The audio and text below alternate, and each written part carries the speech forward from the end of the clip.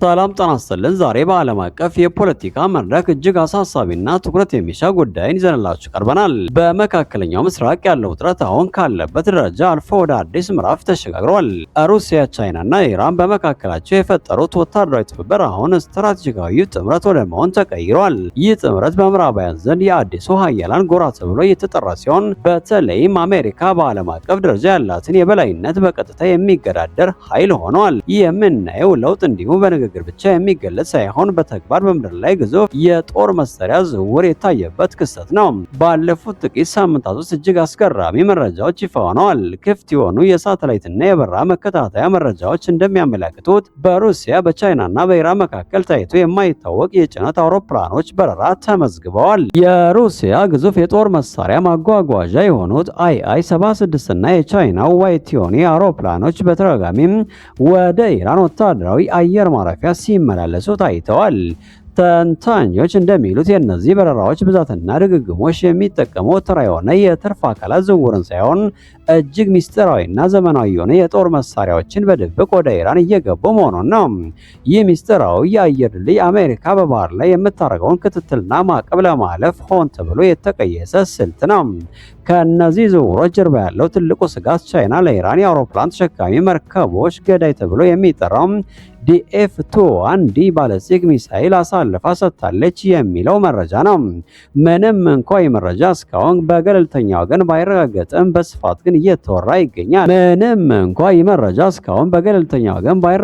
በስፋት ግን እየተወራ ይገኛል። ይህ ሚሳይል በባህር ላይ የሚንቀሳቀሱ እንደ አሜሪካ ግዙፍ የጦር መርከቦችን ከረጅም ርቀት መጥቶ የማስመጥ አቅም ያለው ነው ተብሎለታል። ኢራን ይህንን መሳሪያ ከታጠቀች አሜሪካ የባህር ኃይል በፋርስ ባህረ ሰላጤና በአካባቢው ያለውን እንቅስቃሴ ሙሉ በሙሉ አደጋ ላይ ይጥለዋል። ይህ ደግሞ በክልሉ የነበረውን የወታደራዊ የበላይነት ሚዛን ሙሉ በሙሉ ይገለባብጠዋል። በተመሳሳይ ጊዜ ሩሲያና ኢራን እጅግ ዘመናዊ የሆነ የ500 ሚሊዮን ዩሮ የጦር መሳሪያ ስምምነት ማድረጋቸው ተሰምቷል። በዚህ ስምምነት መሰረት ሞስኮ ለቴህራን የ500 የቬርባ 9K 333 ሚሳኤል ማስወንጨፊያዎችንና የ2500 የ9M 336 ሚሳኤሎችን ለማቅረብ ተስማምታለች። እነዚህ መሳሪያዎች በሰው ትከሻ ላይ ተቀምጠው የሚተኮሱ እጅግ ዘመናዊ የሆኑ የጸረ አውሮፕላን መሳሪያዎች ናቸው። የቬርባ ሚሳኤል ልዩ የሚያደርገው በዘመናዊ የጀት አውሮፕላኖች የሚለቀቁ የሙቀት ማሳሳቻዎችን በቀላሉ ለይቶ የማወቅና ኢላማውን የመምታት ብቃት ያለው ነው። ይህ መሳሪያ ዝቅ ብለው የሚበሩ ጀቶችንና አጥቂ ሄሊኮፕተሮችን ለመደምሰስ ታስበው የተሰራ ቴክኖሎጂ ነው። በተጨማሪም በሊባኖስ የሚገኘው የሂዝቦላ ሚሳኤል ክምችት አሁን በቀጥታ በኢራን ወታደራዊ እዝ ስር መሆኑ እስራኤልና አሜሪካን ለከፍተኛ ስጋት ዳርጓቸዋል። ኢራን በበኩሏ በዝምታ አልተቀመጠችም።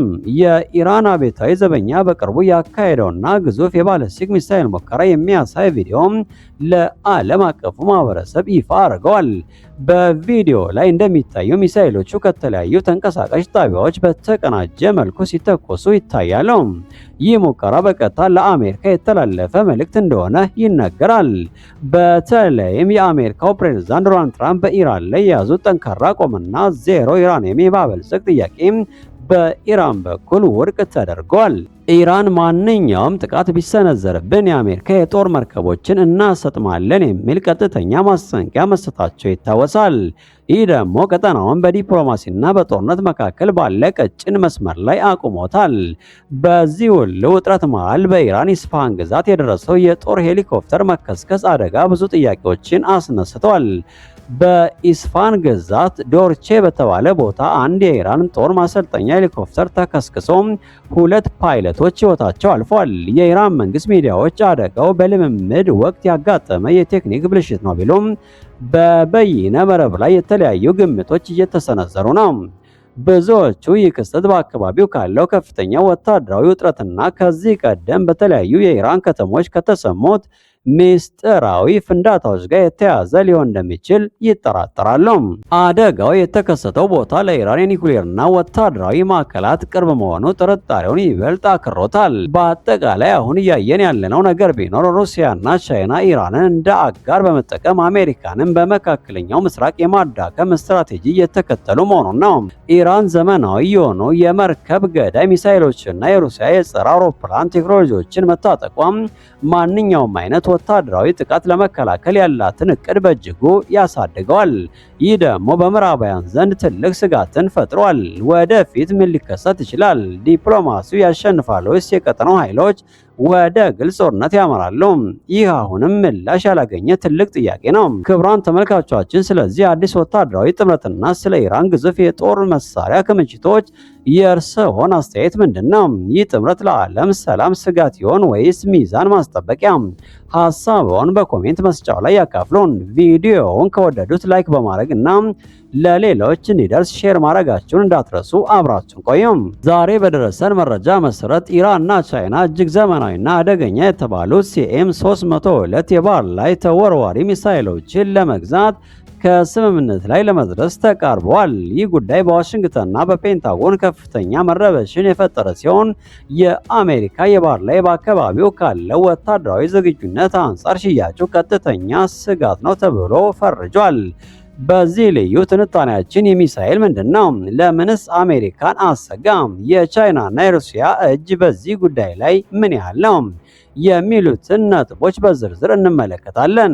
በመጀመሪያ ስለ ሚሳኤሉ እናውራ። ሲኤም 302 በቻይና የመንግስት ተቋም CASIC የሚመራው ከድምፅ ፍጥነት በላይ የሚጓዝ ገዳይ መሳሪያ ነው።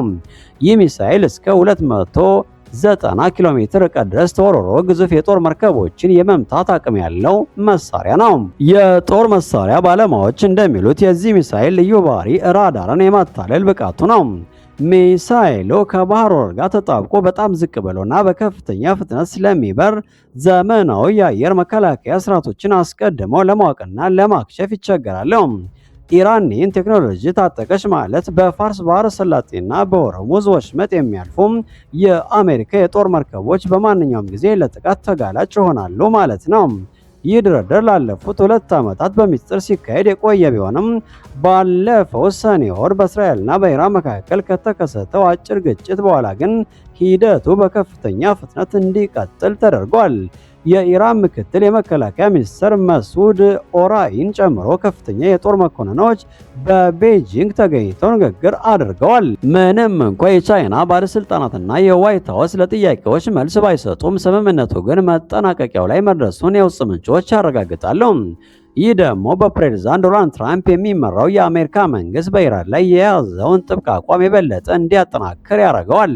በአሁኑ ወቅት አሜሪካ ዝም ብላ አልተቀመጠችም። ዩኤስኤስ አብርሃም ሊንከንና ዩኤስ ጀነራል ፎርድ የተባሉ 2 ግዙፍ የአውሮፕላን ተሸካሚ መርከቦች ወደ ኢራን ጠረፍ ተጠግተው ይገኛሉ።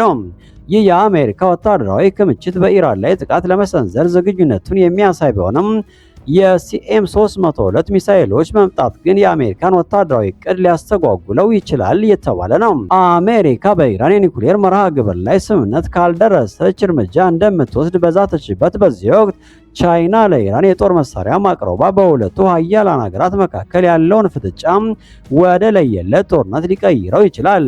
የዚህ ስምምነት ትልቁ ሚስጥር የቻይና ስትራቴጂካዊ ፍላጎት ነው። ቤጂንግ በኢራን ውስጥ ምዕራባውያንን የሚደግፍ ወይም ለአሜሪካ ታማኝ የሆነ መንግስት እንዲመጣ በፍጹም አትፈልግም። እንዲህ ያለ መንግስት መምጣት ቻይና በመካከለኛው ምስራቅ ያላትን የኢኮኖሚና የኃይል አቅርቦት ጥቅም አደጋ ላይ ይጥላል። ስለዚህ ቻይናና ሩሲያ በጋራ በመሆን የኢራንን ወታደራዊ አቅም በማጠናከር የአሜሪካን ተጽዕኖ ለመቀነስ እየሰሩ ይገኛሉ። ይህ የጦር መሳሪያ ሽያጭ እንደ አውሮፓውያን አቆጣጠር በ2006 የተጣለውንና ባለፈው መስከረም የታደሰውን የተባበሩ መንግስታት የጦር መሳሪያ እገዳ በግልጽ የሚጥስ በመሆኑ ዓለም አቀፍ ዲፕሎማሲያዊ ቀውስ መፍጠሩ አይቀርም። ጉዳዩ በሲኤም 302 ሚሳኤሎች ብቻ የሚያበቃ አይደለም። ኢራን ከቻይና ጋር በሌሎች ዘመናዊ የጦር መሳሪያዎችም ላይ የተደራደረች እንደሆነ ይነገራል። ከነዚህ መካከል የረጅም ርቀት የአየር መከላከያ ስርዓቶች፣ ባለስቲክ ሚሳኤል መከላከያዎችና የጠፈር ላይ ሳተላይቶችን ማውደም የሚችሉ ቴክኖሎጂዎችም ይገኙበታል ተብሏል። ምንም እንኳ ቀደም ሲል ቻይና በዓለም አቀፍ ጫና ምክንያት ለኢራን የምታደርገውን የጦር መሳሪያ ሽያጭ ቀንሳ የነበረ ቢሆንም አሁን ግን በግልጽና በከፍተኛ ደረጃ ሽያጩን ለመቀጠል የወሰነች ይመስላል። በአጠቃላይ የኢራንና የቻይና ወታደራዊ መቀራረብ በመካከለኛው ምስራቅ ያለውን የኃይል ሚዛን ሙሉ በሙሉ የሚቀይር ነው። የአሜሪካ ባህር ኃይል እስካሁን የባህር ላይ የበላይነት ቢኖረውም እንደ ሴም 302 ያለው የሱፐርሶኒክ ሚሳኤል ይህንን የበላይነት ጥያቄ ውስጥ የሚከቱ ናቸው። በቀጣዮቹ ሳምንት ስምምነቱ በይፋ ይፈረማል ወይስ አሜሪካ በዲፕሎማሲና በወታደራዊ ጫና ታስቆመዋለች የሚለው ትኩረት የሚሻ ጉዳይ ነው። ጤና ይስጥልን።